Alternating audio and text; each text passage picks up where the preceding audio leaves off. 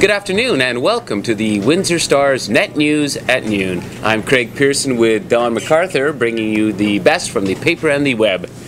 Windsor Mayor Eddie Francis received unanimous backing from City Council to travel to Bahrain later this month to pitch Windsor as the host of the 2013 International Children's Games. Supporters hope that a winning bid would mean that the construction, finally, of a 50-meter pool in Windsor. And the City of Windsor is going to pay an estimated $30,000 to help cart away sodden couches and carpets from East End basements that flooded on Sunday. Update to Council last night, 1,400 people have flooded, the city's 311 line with calls about their flooded basements. And according to rough estimates from local insurers, the damage from the flooding in Windsor and Essex County could reach as high as $75 million.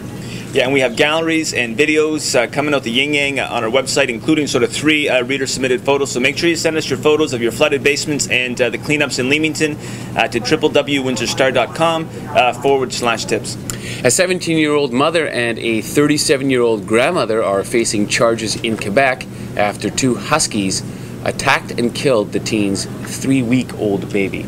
Okay, folks, some good news for job seekers, and there's too many of you out there, especially in this community, but you should see your prospects improving in the third quarter of this year. According to a new national survey, 6% of employers plan to cut back staffing, 22% plan to hire, and 69% are going to maintain the status quo. Dutchman Joran Vander, long the prime suspect in the disappearance in Aruba of American Natalie Holloway, has reportedly confessed to killing a young woman in his Peru hotel room last week. Yeah, and Nancy Grace on CNN, man, she is loving that because she has been covering this thing for years like a dog on a bone, and she's finally in her element, living the dream. Folks, in sports, Windsor Spitfires coach Bob Boughner, he's been named assistant coach for Canada's Under-20 World Championship team. Lots of chatter locally about whether there are enough weather warnings in this area after the F1 tornado hit Leamington. Windsor Star columnist Chris Vander says there are not. Hey Chris, how are you? Come right in here between us. Good afternoon. Squeeze up there. Thanks a lot. So you say that there are not enough weather warnings. Why do you think that? Well, it's not that there aren't enough, but they don't come in a timely fashion. We get them hours late compared to our American neighbors, and that could be really dangerous. This weekend, people could have been killed if they weren't warned. But how do you think that there could be more for us here, if you're saying there are some there? Well, the CRTC has a lot of complex and antiquated Canadian content rules about who can broadcast what, and in the middle of the night, the radio stations and TV stations aren't just allowed to pick up a U.S. feed and use it. So in other words, there are reports, we could hear about the reports coming, but we're not allowed to say them because they're American? Well, because we have CRTC broadcast rules. They're not allowed to use any source they want, and that leaves us in the lurch here in Essex County. Well, exactly, because Environment Canada, like they said today, like they were putting out sort of on their website, sort of tornado watch, tornado warnings, this sort of thing, but unless you're on Environment Canada's website, you know, you're out of luck there. That's right, and even if you're watching a U.S. station on cable, CRTC rules allow Canadian stations to substitute their programming, so you don't even get the news crawl warning at the bottom. People were complaining to me this morning that they were watching U.S. stations. They still didn't get the warnings because the CRTC substitutes the programming.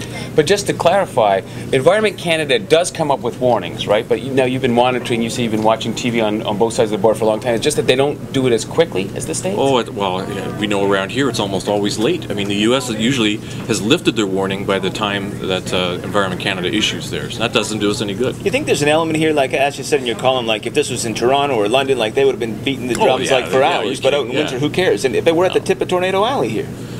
Yeah, but, you know, Ontario ends kind of around London. They don't really think about us that much. And the people doing these forecasts are sitting in Downsview, Ontario, in the north end of Toronto, and they're not looking at Kalamazoo and wondering what's going to happen to Windsor. They look at Windsor and wonder what's going to happen to London. So, you know, folks out there like want this to change. Who is it they should be yelling at? Duncan, Pupatello, Crozier? No, well, they have to be Watson? Federal. So you probably have to go to Jeff Watson or to Matthew Comartin. Good luck getting anything done because the bureaucracy's in charge of this and they don't move too fast. But Chris Vander is Prime Minister of Canada.